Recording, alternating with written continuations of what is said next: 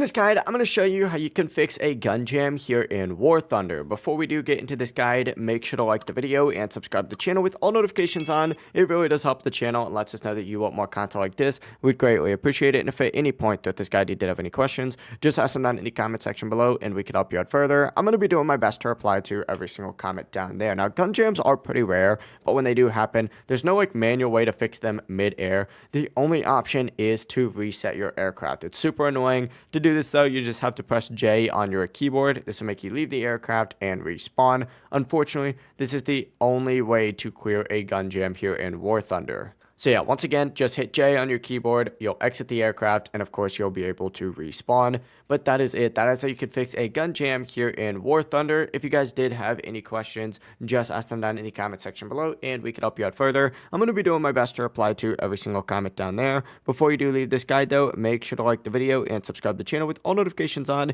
It really does help us out and lets us know that you want more content like this. We'd greatly appreciate it. Have a great rest of your day though. Peace.